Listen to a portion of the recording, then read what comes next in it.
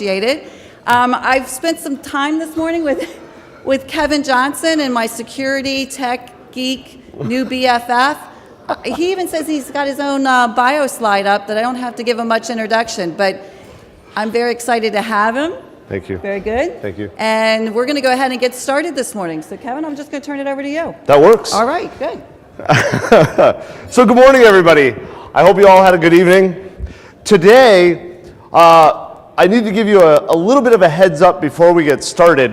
One, I move around a lot. So I'm going to try to stay in this small little box right up here, but I have to move. I will also warn you that I have tangents. I randomly think of things and I just start talking about them and stories and what have you, but I try to make sure that my tangents relate to what I'm going to be talking about today, which the title of this talk is Red Dawn. I was told by some lawyerish type person that I probably should mention that all of the graphics from the movie are copyrighted by somebody who had something to do with the movie, right? Just so you know. And yes, I also wanted to point out that this is based on the original and better Red Dawn movie from the 80s, which just recently my wife and I sat down and my daughters, I have an 11-year-old and a 6-year-old, we decided one of them had seen on Netflix Red Dawn, and for some reason it caught her eye, and Brenda decided she wanted to watch it. And my wife looked at me and she said, "Do you think this movie is okay for them?" And I started thinking about it, and I'm like, well, you know, 80s, yeah, no, it should be fine. Because in my mind, it was a movie of this group of misfit teenagers who hid out in the woods, and it was like, do you remember the A-Team? Where they would shoot 87 billion bullets in a half-hour show and nobody would die? Right? There would be explosions that would lift buses off the ground over a house, and people would like get up, shake themselves off, and walk away. That's what I thought Red Dawn was. In case you don't know, it's bloody. We were about 30 seconds into the movie where we shut it off and said, "Brenna, please don't have nightmares tonight." Like it was bad. And I just completely forgot. But I'm Kevin Johnson. That's not really that impressive. I've been Kevin Johnson for a number of years now, more years than I'd like to admit. I'm the founder and CEO of Secure Ideas. That's a really formal title for head nerd. We need to point out that at Secure Ideas, we do something that's called penetration testing. And the reason I want to point this out is because it changes my perspective on life. So to understand that perspective, first you need to understand what a penetration tester is. Some people call us ethical hackers. We are hired by organizations to break into the company, steal data, steal equipment, steal whatever, give it back to them, and show them how we did it so that they can fix it, so that they can secure the systems. So it's a regular occurrence for me to have a conversation with one of my employees where we talk about the fact that we just stole 4 million credit card numbers from that airline, or we just stole 1.5 million social security numbers from that organization, or just recently we were actually able to take control of a monorail at an airport, but they wouldn't let us drive it. I was so upset. I was like, come on, this isn't fair. I've got it, right? Let me drive it. But because of that attack focus, now of course that attack focus is with permission and all the contracts and everything else like that, but it does change. So when we talk about an attack, I will look at it and go, wow, that was cool. Whereas a lot of other people will look at it and go, ooh, that was horrible. But it's just perspective. So I want to just give you that heads up. I'm also a course author and instructor. I teach people how to do what I do. For example, I'll be teaching out at Black Hat later this year. It's kind of fun. I'm a podcaster. We have the professionally evil perspective. Yes, you know, you got to have a tagline like professionally evil when you're doing stuff like this. And I'm an open source project lead. What that means is I write software and then release it for free for people to take. right? With this idea that we're helping things, we're making things better. And we've got tools like Samurai WTF, which stands for Web Testing Framework, and UCOSO and Laudanum and stuff like that. And yes, I'll admit that we came up with the WTF acronym and then figured out what it would mean that was appropriate. And I'm not the most appropriate of people. I'm a nerd. It's basically what it boils down to. So today we're going to talk about a number of things. We're going to start with a conversation about what the threats are, the Threatscape. I've heard it referred to, and I thought that was funny, so I used it. We're going to talk about organized threats, people who are actively organized and going after the organizations and companies and what have you. We're going to talk about the unorganized threat, which for most organizations is the worst one. The chance of you making Anonymous mad at you is pretty small, but the chance of one of your employees clicking a link on a website and downloading malware and infecting your machines is actually almost certain. Then we're going to talk a little bit about the protections available, because it's not enough just to say, wow, security stinks and we're all screwed, right? We have to actually say, how can we make it better? I will warn you that you'll never be secure. There is no such thing, right? This is this, what's the word? This just end state that we can't do. Our job, our responsibility is to basically raise the bar, right? It's that old saying about if you're being chased by a bear, you don't have to be faster than the bear, you just have to be faster than the other guy, right? It's the same thing with security. We need to raise the bar, we need to make it harder for them to attack us, to give us, one, time to respond, time to detect that we're under attack, and let's be honest, if we make ourselves secure, I can actually guarantee 100% security, right? Turn off your computer, unplug it, throw it away. Now, before you throw it away, like light it on fire, melt it down, put magnets on it, all that kind of stuff, you will be 100% secure. You'll also be 100% useless, right? Your business can't run that way. And the problem is a lot of security people will tell you to do things. Just recently, the Department of Homeland Security, the people who feel us up at airports, they recommended that everybody uninstall Java from their browsers. Remove Java. Java's evil, it's bad, it's ugly, it's going to make you vulnerable and people are going to attack you. But the reality is if you remove Java from your browser, something like 1/3 of the websites you use to do your business will fail. They won't work. So we have to raise the bar, right? So instead of uninstalling Java, you patch it so that you stay up to date. Things like that. That's the type of stuff we're going to talk about. Then we'll wrap it up. I'm going to point out the fact that I'm up here on stage and this is all cool and everything, but the main purpose of this is for you to get something out of this talk. So please feel free, yell out questions, whatever. At the end of the talk, I'll try to make some time for like a formal Q&A period, and then I'll be wandering around the conference for the rest of the day if you have other questions. But let's talk about the threats. You're being attacked. I have people ask me all the time, what do I do if I get hacked? And I say, well, I'm sorry, I can't answer that question. Because you asked it wrong.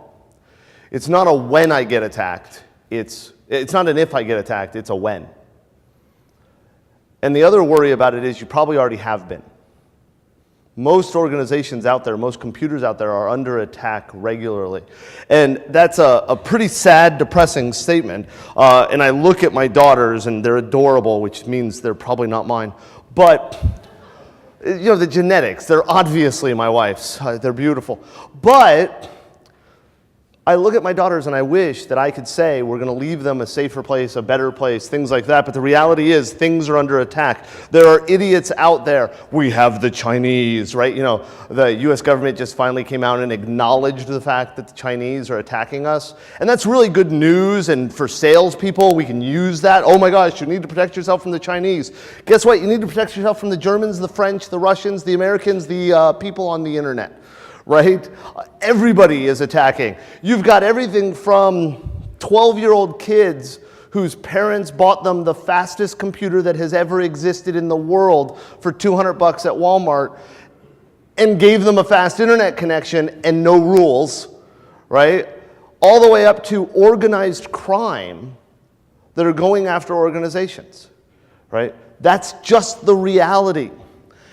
And what I find, I went out to an organization. I actually flew there from there last night, came in to the airport. And we're at the organization, we're reviewing their external systems, the systems that are actually directly connected to the internet. And I say to the customer, I say, hey, about how many times a day do you believe your systems are being attacked in some way? And this was a major organization.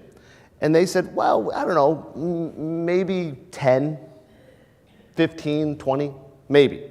This is a worldwide organization, right? And I'm like, what?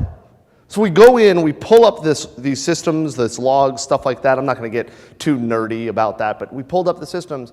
And in one day, they had an attack of some type happening somewhere around 1.5 to 1.75 million times. And that was on a low day, right? They're being attacked that often. And it's just happening. And this is not a scary talk. This is not oh, we're under attack, we need to panic, just shut it off. But there are two main forms. We're going to talk about both. We're going to talk about the organized attack, and we're going to talk about the unorganized attack, right? And this is the question I get from people all the time. But why me? Why do I care? Why do I need to worry about this? Or, my favorite, well, nobody would attack me. I have 3 computers. That's it, my entire organization, right? I had this conversation with a small restaurant in Jacksonville. They're a franchise, which I guess fits this conversation directly, but they're a franchise. They've got 3 computers. 2 of them are attached as a point of sale system, and one is the manager's computer, right? And that's the one that all the staff surf their Facebook accounts and tweet and stuff like that during the day when they should be working. But it's social media, it's important. Sorry, I'm rude. And they said to me, why would anybody possibly attack us? What do we have? And we started going through it with them, and we said, well, first off, how fast is your internet connection, right? And it was like, well, we've got the fastest Comcast. We've got 1 million gigabits per second coming down. It's like, okay, well, there's one reason. Because if I take control of your machines, I don't care that they're your machines. I can attack other organizations through you. You become a pivot point, right? And then when that organization gets attacked and realizes it and they track it back, it's tracked back to your restaurant. That would be bad. And the other reason is, well, okay, you're a small restaurant, right? But how many people a day do you have come in and eat? And they gave me a number, and I don't know how valid this number is, right? I don't know. I've never run a restaurant. I eat in them a lot. That might count. But they said that they had something like 1,500 people on a good day. And that sounded good to me. I don't know. Like I said, I don't know. Sounded good, but that's 1,500 credit card numbers that are swiped every single day, right? Because how many people pay cash anymore? May I ask, how many of you pay cash? How many of you actually have cash in your wallet right now? Right? Okay, so more than, I had one person raise their hand for the I pay cash. More of you have cash in your wallet. Why, if you don't pay cash? I have to throw that out there, right? I don't carry cash. I'm a credit card person. Just swipe it. It's plastic. It's great. And I am of the firm belief that I have more money to spend because they didn't deny the card. But, that old, I still have checks yet? Why? How could I bounce them? But those systems are being attacked, right? And so you've got 1,500 credit card numbers. Okay, well, let's do the math. And I'm an idiot, so let's make it easy and do it as 1,000 credit card numbers, right? If I have 1,000 credit card numbers, and I can get on average $300 from each, well, there's $300,000 in one day of control of that system, right? That's significant, isn't it? What would you think if I said to you that you could make $300,000 today with no risk, except that whole wearing an orange jumpsuit for a very long time if you get caught? But really, how many people have you heard of getting arrested for theft of credit card numbers, right? Not many. So $300,000 from that one restaurant. That's what you have to think about. And this, when I said this to this guy, and again, I wasn't just trying to scare him, but the reality was, this is why you have to worry about this. You thought you had no sensitive information because you're just a restaurant. And that was their words, not mine. But then when you think about the reality of what you have, the content, the data, the stuff like that, that's significant. And then when you start thinking about the fact that if that happens, right? My wife just called me 2 days ago because I was in, I don't even know where I was 2 days ago. That's a problem. New Jersey. I was in New Jersey. Do you know you can't pump your own gas in New Jersey?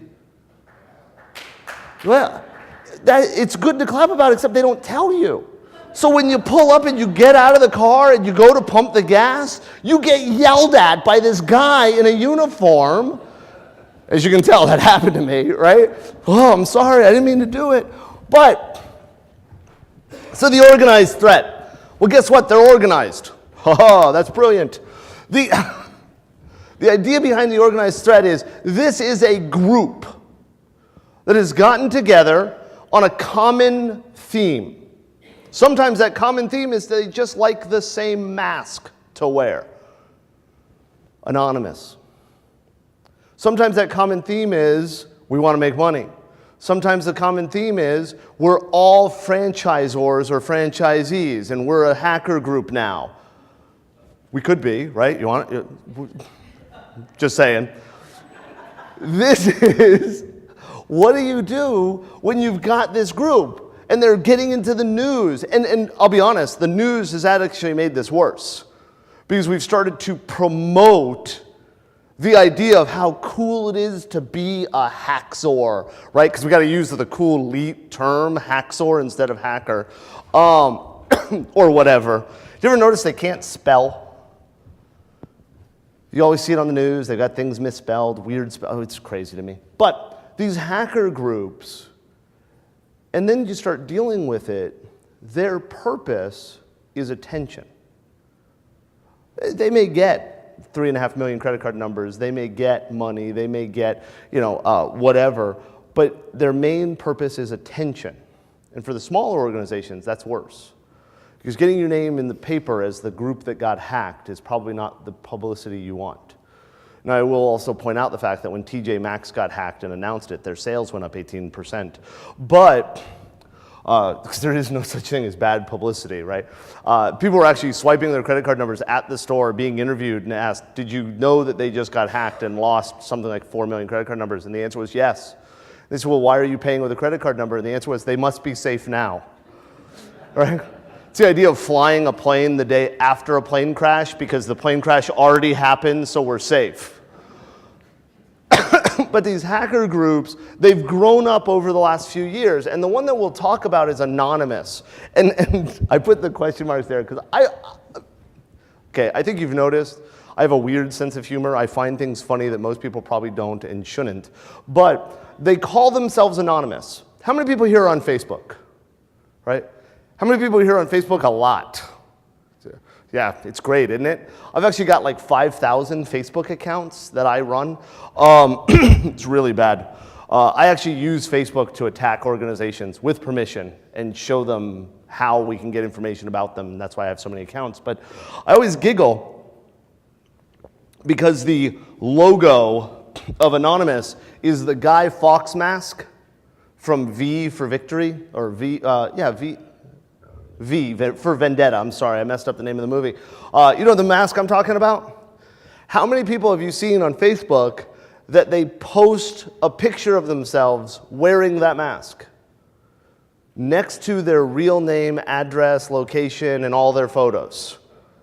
So either they don't understand the meaning of the word anonymous, or they're an idiot, or maybe both. But they post all this real information about themselves, and then they say, we're anonymous, we're Legion, we're coming, all this kind of great stuff. They formed officially in 2003.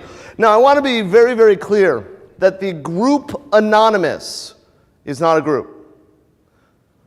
Let me ask a question. How many of you are a member of Anonymous? Had to ask. You might have raised your hand.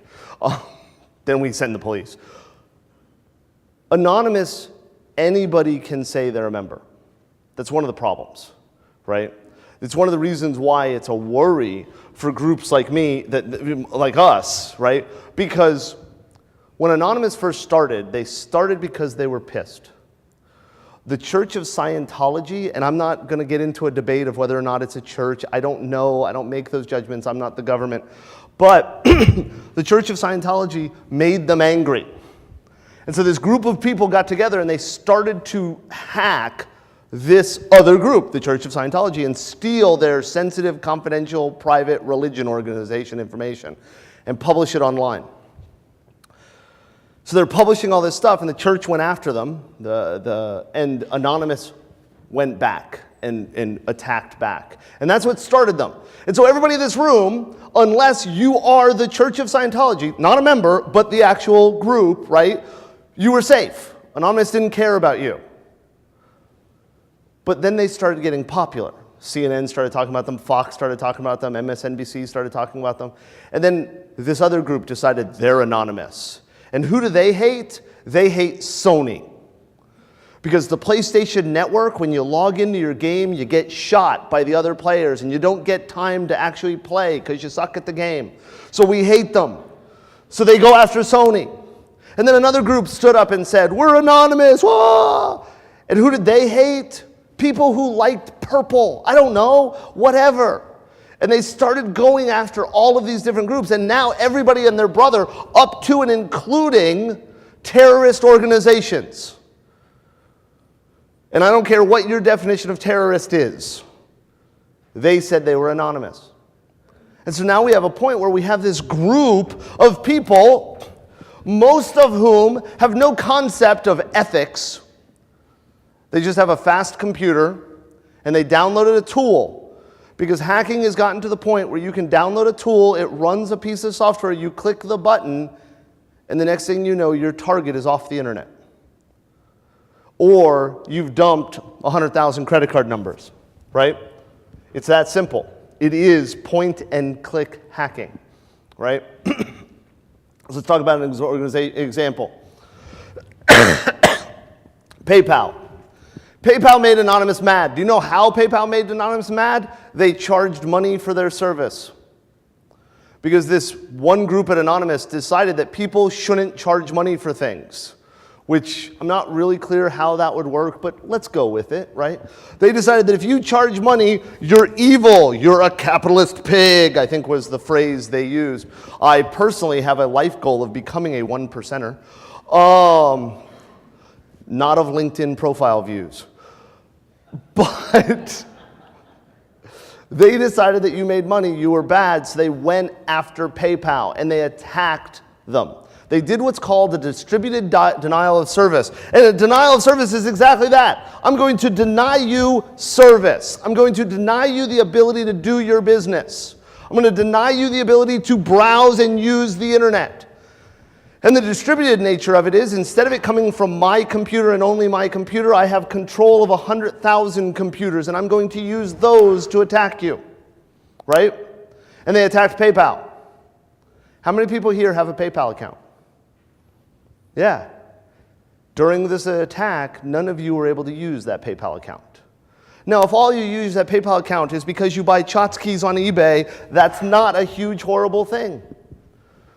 But if you use your PayPal account because you sell tchotchkes on eBay, or you use PayPal as your merchant account, or you use PayPal to do payments and stuff like that for your business, that became a problem. So we had tons of mom and pop shops that were stood up that lost their ability to collect money that day, and the next day, and the next day, and the next day, because Anonymous went after PayPal, right? Matter of fact, a lot of those mom and pop shops were the distributed denial of service machines because they had been compromised by Anonymous and other groups and then used in the attack against PayPal, okay? That's the organized threat. That is how that works. The group gets together, they say, hey, let's do this, and they do it. And sometimes we even get a warning. As a matter of fact, it's now gotten to the point that, in my opinion, the warning itself is a hack, right? We're going to attack the banks. Then nothing happens. Well, we decided not to. We were busy. The new Halo game came out, so we couldn't hack. And we have to react. We have to pay attention to this. And this is one of those things where we have to be very, very careful. And I want to be clear that for most of the people in this room, the organized threat is really not that big a deal. But it is something that you have to be aware of. You have to know that it's happening and that it's going out there. The unorganized threat is the part that is a bigger issue. This is, well, let's be blunt. It's the majority of the problems. It's the majority of the issues you're going to run into, is the unorganized or the random. And because it happens so often, most of the protections we'll deal with in a second fall into this category. The unorganized threats are the ones that just go on. The biggest example of this, malware. How many people here run Windows? The Windows operating system. Yeah, a number of you. How many people here have ever had a computer infected with a virus, right? Malware, Trojan, worm, whatever you want to call it. Almost everybody in the room raised their hand, right? I've been infected with virus. I should say, I have. I'll admit it. I'm the security guy, right? My entire life is focused around being secure. I'm paranoid. I am. We came in this morning, we set up the laptop, and Ann was very helpful. She let me in. I set my laptop up, and we got everything connected and tested, and it was all working. And she started to walk out of the room, and she said to me, "Oh, you know, we can go get something to drink or whatever, like this." And I said, "No, it's okay. I'll stay in here with my laptop." And she's like, "But the doors are shut. It's fine. It's okay." And I'm like, "No, it's my laptop." Right? No, you can't touch it. Right? It's bad. I'm that paranoid, right? My wife, I love her to death. I really do. Her name is Denise. She's wonderful. She's given me 2 beautiful children, Brenna and Sarah, right? And she puts up with me. That alone warrants sainthood for her, right? Her first words to me when we met 14 years ago, "I hate computers." It was a challenge. She now lives in a house with 27 of them. And that doesn't include the iPads and Androids and all this kind of crap, but she doesn't have access to my computer. That's just the way it works, right? And I've been infected with malware because I fell for the trick. I clicked the link. And this is the biggest thing. Heck, did you guys, and I'm gonna use a store name, and I'm not sure if you guys are familiar. Have you ever heard of Michael's, the craft store? Right, they're all over. I don't know how far widespread they are. But did you hear about a year ago, they had to replace 2/3 of the point of sale swipe readers in their stores because the machines had been hacked before being shipped to the store. They had malware on them. They had a card reader on it. So when somebody swiped their credit card, Michael's, the store, and this is all public information, it was in the news, right? Michael's, the store, got the credit card number and it got processed and everything else like that, and an attacker got the credit card number at the same time. Right? That's malware does that. Now, in that case, it was a very, very sophisticated targeted attack, but, right?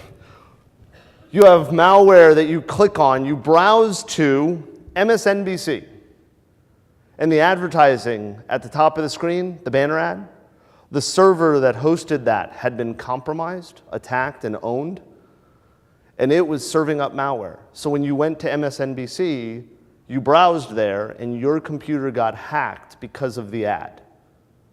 That's malware, right? How many people here have gotten the phone call? "Hi, we're here from Microsoft support. We have word that your computer has been compromised. It's having trouble. We're here to help you." Anybody gotten that phone call yet? It's been going around for about 6 months now. And it's a person, they've tracked it back to this group in India that is doing it. Right? And they're calling people and saying, "You have Windows." And most people say yes, right? And they go, "Oh, well, do this, do this, do this." Do you see those red flags? Because it's an event viewer. There's always red flags in the event viewer, just so you know. And you go, "Yes." Well, that's why we've been called. Can I just tell you right now that Microsoft isn't calling you? Ever. Microsoft doesn't care if your computer is working. They got your money, right? And they tell you, well, we can fix this. Click this link. And they give you a URL to type into your browser, and you type it in. And it pops up a window. And the guy even says to you, you should see a window warning you that this may be an attack. It's not. I'm from Microsoft. And people click it. And it installs malware on their machine. Do you know what that malware does? It encrypts all the data. And encryption is to protect it, hide it, right? It's a code. And for $75, they'll give you the password to get all your data back. Or for $150, they'll give you your password for your data back. By the way, they've already sent the data to them, right, at that point. That's a malware attack. And that one is using the people's gullibility. Is that a real word? Your ability to trick somebody into, you're in trouble, let me help you. And most people aren't computer people, right? Look, I was a nerd in elementary school. I was a nerd in high school. I'm still a nerd. Now it's somewhat cool. That's weird to me. Yes, I used to wear a pocket protector. I'll admit it, right? But most people don't know computers to the level that I do, and they fall for stuff like that because they don't know. And this malware goes out and attacks people, it attacks other organizations, it steals your data and all this kind of stuff. And then we have our employees and our customers. Let me ask you guys a question. How many of you trust your employees 100%? Yeah, nobody, right? How many of you believe that all of your employees are the smartest people in the world and they would never fall for an attack like the one I just described with the phone call? Yeah, nobody. Your employees are one of your biggest problems. The sad part is they're also one of your biggest assets, right? So you got to be nice to them. We're not allowed to beat them. I don't know why not. It's just, it would help. Of course, my employees are going to see this recording and get upset now, but they know. People are the biggest risk. I'll give you an example. I have a FedEx uniform. I got it on eBay. UPS delivered it. But, which I just get a kick out of. I have a FedEx uniform. I go to this organization. I walk up. I have a FedEx box. Do you know where I got the FedEx box? Amazon. But I walk in with a FedEx box. I said, I'm here to deliver this package to Bill. I have learned that in any organization of a certain size, there is a Bill. I don't know what it is. He may go by William, but when you say Bill, people will think of him. I don't know why. Sue is the other name you can use almost everywhere. Because I found that if they don't hear you say Sue as a person, they think you're from a lawyer and they let you in anyways. But I'm here to deliver this package to Bill. Oh, I can take this. No, I need to take it to Bill. Oh, okay. And they open the door for me. And then I walk into the organization and I walk around. I actually got into a bank vault that way. By the way, being in a bank vault is kind of cool. But I walk around. I take another shirt out of the FedEx box. Because, well, there had to be something in there. And I change into a normal shirt. And then I go sit down at a desk. I walk up to the manager's office. I go in and I unplug the laptop and I walk out. I grab the phone that's charging on the desk, and I walk out. I've been in organizations, I was at an organization a few weeks ago where we actually got the security guards to hold the data center doors open for us, and they called the other security guards to come and help carry the servers to our car. So we were unplugging things from the data center and carrying them out, and they're heavy. So they got 3 security guards to help carry them for us, right? And I'm sitting there watching these guys. And these are armed security guards, right? This is not, and I don't mean to insult anybody if you're a mall cop, but this is not the mall cop stereotype, right? These are people that have access to automatic weapons. And they are carrying the organization's computers to my Versa that I rented from Alamo or something, right? And they're loading it in. And the guy actually said to me, the guy that organized it for me, which was nice of him, he actually said to me, hey, this car doesn't seem like it's big enough to carry this stuff. You know, we've got the delivery truck. And I said, well, do you have somebody who can drive it? He's like, no, but I can get you the keys. What the heck? How do you do? And I'm not that trusting. Look at this face. Would you trust this face? I wouldn't, right? Every morning I wake up, I go into the bathroom to shave, and but this guy was willing to get the keys for the truck. And people just do it. They help you, right? The example here, right? We actually saw an attack that was released last year against the point of sale system, where you walk up with a smart card. This is with the pin and chip systems, because that's safe, right? It'll save us all. And when you swipe the card, it actually installs malicious software onto the point of sale system to steal all the credit card numbers. Then and the system still looks like it's working fine. You then walk up an hour later, 2 hours later, 6 days later, or whatever. You swipe a different swipe card, and it actually takes all that credit card data that it just stole and copies it to the card, and you walk out with the credit card data that you just stole, right? And it looks like all you're doing is swiping to pay for your purchase.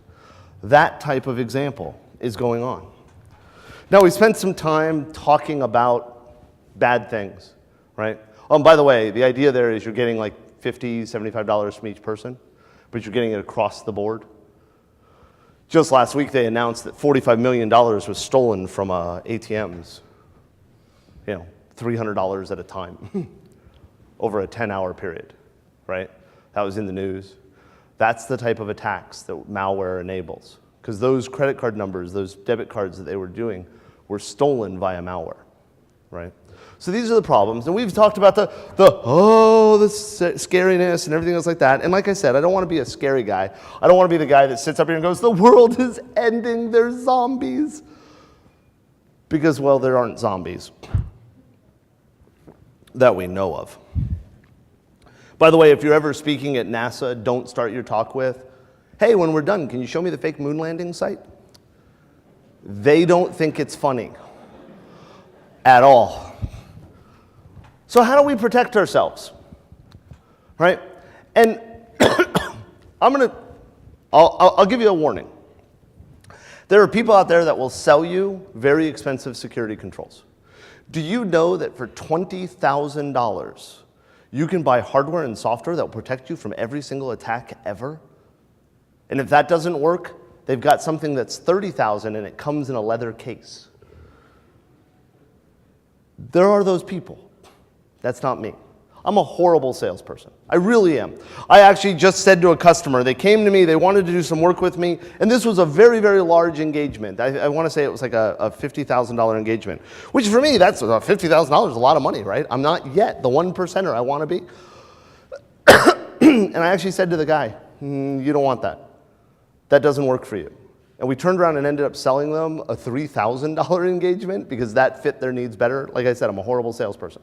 But most of the protections we're about to talk about are free or very inexpensive, right? The problem is people aren't using them.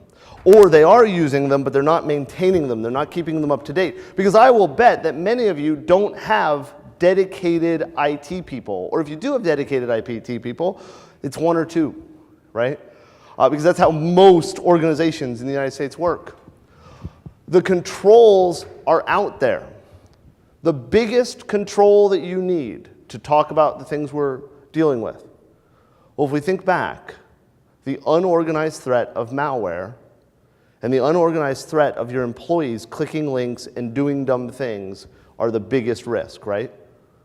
So what that means is that you need to protect the systems they're using.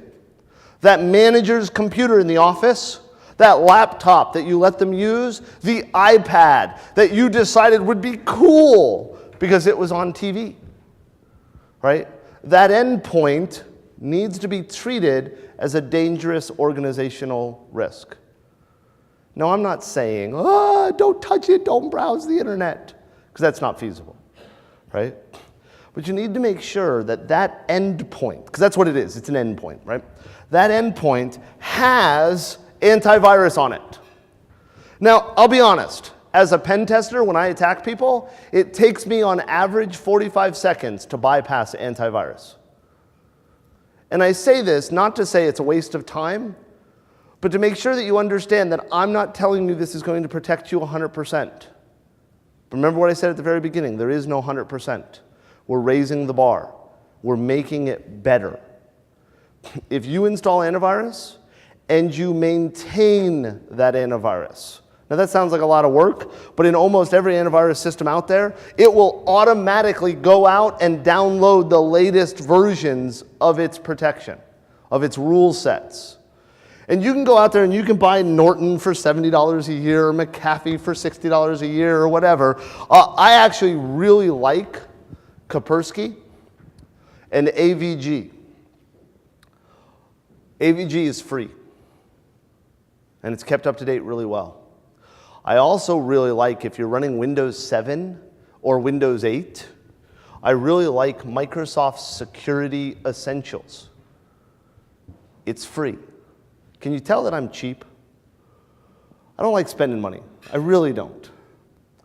Those will block the majority of the what we call drive-by downloads, right? When you're going out to a website, remember I mentioned MSNBC's advertising getting hacked and pushing malware? That type of attack will be blocked in almost every case by something like this, right? By putting that antivirus on the end. Now again, I want to be clear because I can see the security people going, oh, I can't believe he told them antivirus is perfect. It's not, right? But it raises the bar, right? Same thing with, how many people here have seen the Google warning when you go to a website that says, this site may be dangerous, right? Yeah. Did you click proceed anyways? You'd be amazed how many people do. My recommendation to you is to not use, with regards to endpoint protection, do not allow your users to browse directly to the internet. You know how they sit down at that computer and they just go to the internet and they surf Facebook and social network and they do their Farmville farms? What is that? Please explain to me why I can't get my daughters to clean their rooms or feed the cats, but I can get them to harvest the carrots in Farmville. I don't get it. They'll go out to the sites. Either use some form of proxy. Many of the small business devices that do wireless and things like that can add a proxy server, or use OpenDNS. OpenDNS is a free service that when you say, I want to go to facebook.com, you're asking a DNS server what address is facebook.com, the address the computer understands, the IP address. OpenDNS is what would respond with that, and OpenDNS keeps track of malicious URLs and malicious hosts. And so if you ask for a malicious host, it won't return it to you. It will return a warning to say, hey, this might be bad, right? To help protect you. And the OpenDNS service, free, right? And that's just something that you can set up. And so you're starting to protect the endpoint. There's one key word there. Do you see where it says all machines need this protection? That word all is the important one. Because we see often, especially in small stores, small restaurants and stuff like that, where your equipment is being provided, or you have to buy it from a specific source because it's specialized for you, whatever. A lot of times they will say that that computer is so specialized it doesn't need anti-malware. If somebody tells you that, kick them in the knee twice. And say to them, look, this needs to be protected, and try to push past that initial person that says you can't protect it, okay? And get them to let you talk to somebody who says, you know what, there is a way to protect it, here's how and here's what we do, right? Because there is almost always a way to protect it. I say almost because there are some companies out there, there are some organizations out there that they're set up, either they don't understand or they don't care, or they truly are in a situation where they can't install something like anti-malware. And in those cases, what you need is segmentation. How many people have been in that little store or that little restaurant that has those 3 computers, right? I was actually out at a Mellow Mushroom. It's a pizza place. They're a chain. I don't know how far spread they are. My daughters love them. And they have, the Mellow Mushroom I'm at actually has this board of their beer stock thingamabob. And the idea is if the beers are selling well, the price goes up for that beer. If a beer is not selling well, the price goes down. Right? And that board is displaying the current price for the beer. Now, I don't drink beer. Nothing against beer, I've just never found one I like the taste of. Right? Yes, that is a challenge. But I realized that this system was tied directly to the register and was on the same network as the wireless access that Mellow Mushroom provided to the guests. Because when you're eating your pizza, you need to be able to surf the web. Right? Because I need to tweet how great the pepperoni is. And so you could actually change the price of the beer on that display, and it changed the price on the register. And you could do it from the table in the restaurant, right? Because there was no segmentation or separation between that guest, hi, I'm somebody eating pizza, and the business network, right?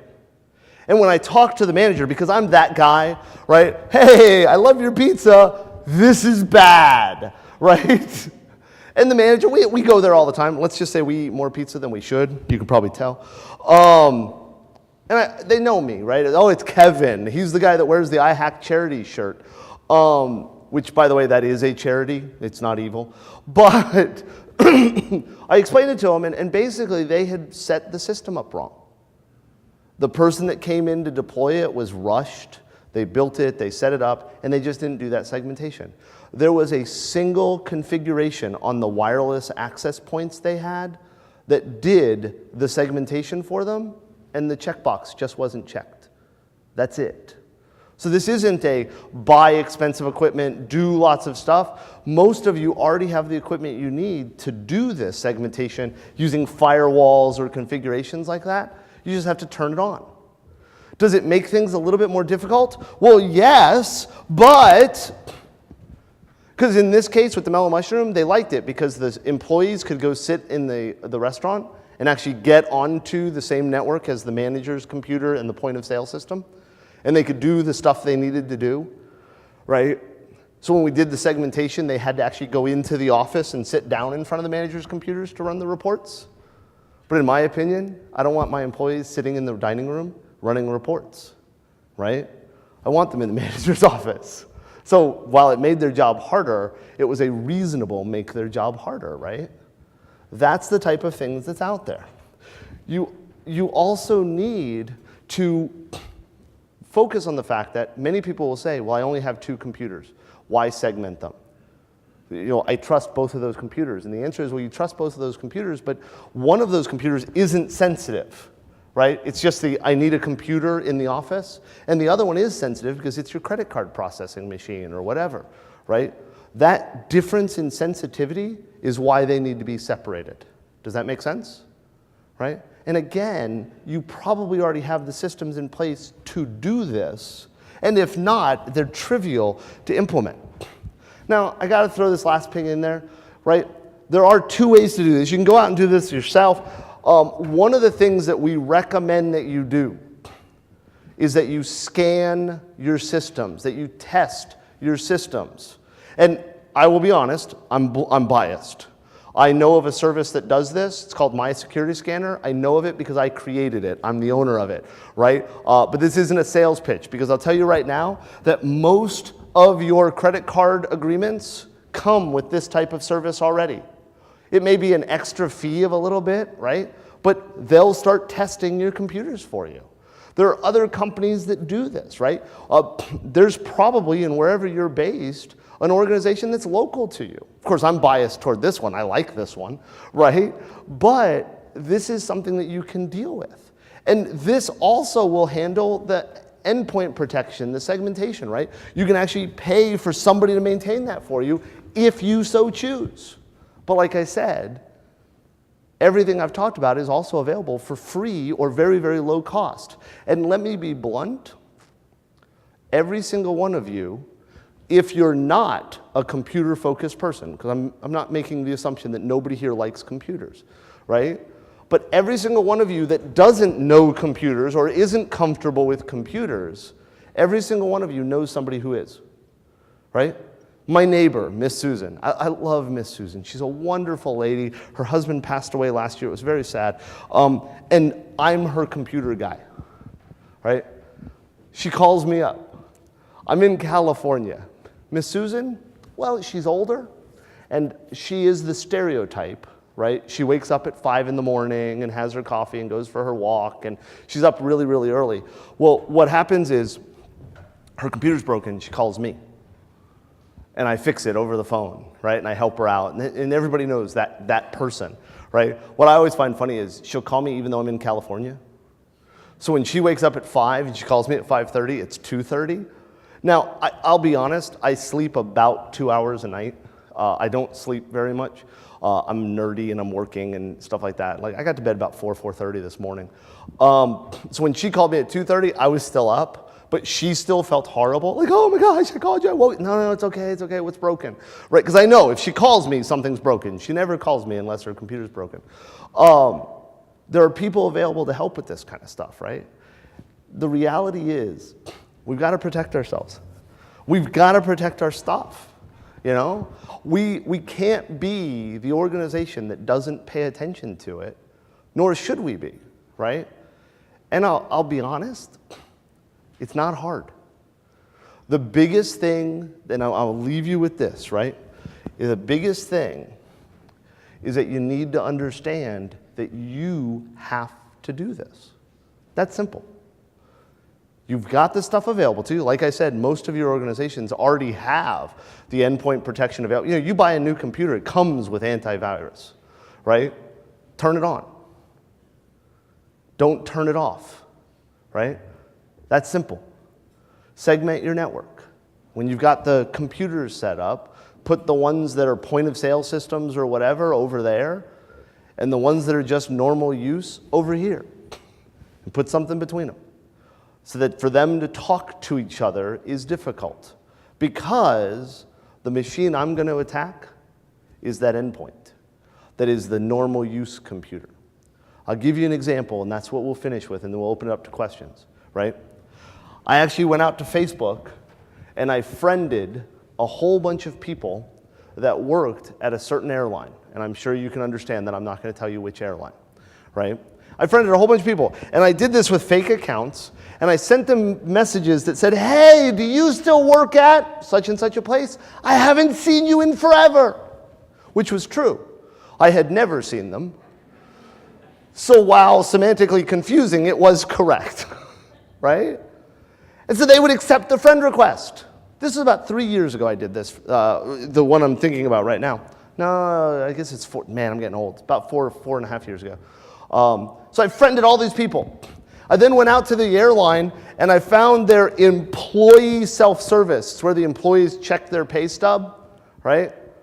And there was a button to say, I forgot my password. And when you clicked it, it asked you secret questions. Secret questions. Like, what's your favorite sport? What's your dog's name? Guess where I got that information? Facebook. So I reset this nice young lady's password, and it said, hi, Anna. What would you like your password to be? I'm sure you can tell I'm not Anna. Maybe not. So I reset her password. I log in. I then take complete control of the organization. We stole 3 million credit card numbers. We had control of every single computer in the organization in about a 2-day process. All because I tricked somebody, the employee, into giving me information that I then used to get into the system, and I attacked the workstations because the workstations had access to everything else, the endpoint computers, and from there I was able to take the servers over, right? Do you know that I still get birthday wishes from the employees of that airline? It's a fake birthday, but I get emails every once in a while. It's like, hey, and I won't say the name of well, it's Frank, but it's like, hey, Frank, happy birthday. I actually still get messages from the airline employees that say, hey, it's been forever since I saw you. Are we going to get drinks or something sometimes? I don't know these people. It's crazy. So, any questions about what we've talked about so far today? Okay. I'm sorry? How safe are Macs? Okay, so I've got to preface this with I'm an Apple fanboy. I should be wearing jeans and a black turtleneck right now in honor of Steve Jobs. My house looks like a Genius bar. They're not. There is this common misconception that if you buy Macs, you don't have to have antivirus and they're safe because they're not being attacked. I can attack a Mac just as easy as I can attack anything else. The biggest difference between a Mac and a Windows machine is because there are so many fewer of them that for the majority of the time previously, the attacks weren't targeting them. Macs have become very, very popular. I'm sure that you see that there's one at the front of the room and there's one at the back of the room, right? They've become very popular, so the attacks have begun to go after them. This has been made easier because Java and Flash, two client technologies that are used in the browser and stuff like that for websites, both have a large number of vulnerabilities. And so if I find a vulnerability in Flash or Java, I can attack both Macs, Windows, Linux, whatever. It doesn't matter because they all run Flash and Java. So sadly, you do make it a little bit harder to attack just because there's not the full focus targeting stuff on top of it, but they're not safe. There is no type of computer that you can just say, this is safe 100%. Yes, sir? What about mobile devices, especially now that you're able to swipe credit cards on mobile devices and mobile devices are interacting with your PC? Yep. Absolutely. So what about mobile devices is the question if you couldn't hear it. And the answer is, wow, they suck. Google just had a problem where 1 million Android devices downloaded, whoops, I almost went off the edge of the stage. 1 million Android devices downloaded a piece of malware that pretended to be a game. They are as much of a risk as anything else. My recommendation is that if you're going to use a mobile device, like you mentioned, to do swipes, I think that every cab driver in the United States should have a Square reader or something like that because I want to just be able to hand them a credit card and have it swiped. Just treat it as the same way you treat the endpoint, right? If you're going to use it as your credit card reader, let me ask you, on the cash register, would you put a game like Angry Birds? Right? Probably not. So if you've got a smartphone that you're using as a credit card reader, don't put games on it. Don't use it as a toy, right? Treat it like the sensitive system that it is. Does that mean that you're going to have an iPhone for your credit card reader and an iPod Touch for your games? Yes.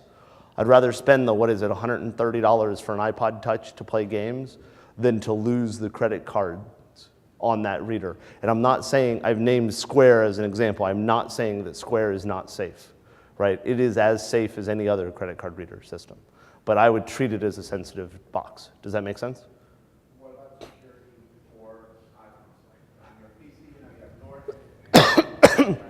Yeah, antivirus for Android or iOS devices. There are systems out there for it. They're not very mature yet. Sadly, the answer is you're better off not running them. I cringe to tell somebody not to run antivirus, especially after I just said use it. Right now, the antivirus solutions for iOS and Android are so buggy that they actually cause so many problems for the system that you're going to turn it off anyways, right? And it doesn't offer really good protections. Wait about 6 months and then ask me, because from what I know of talking to some of those vendors, they've got things in the works to make that much better. But right now, you're going to do yourself more pain installing it on an iOS device than it's going to provide protection. Does that make sense? Cool. Any other questions? Okay. I think I saw a hand in the back. Nope. Okay, great. Thank you very much, everybody. I appreciate your time.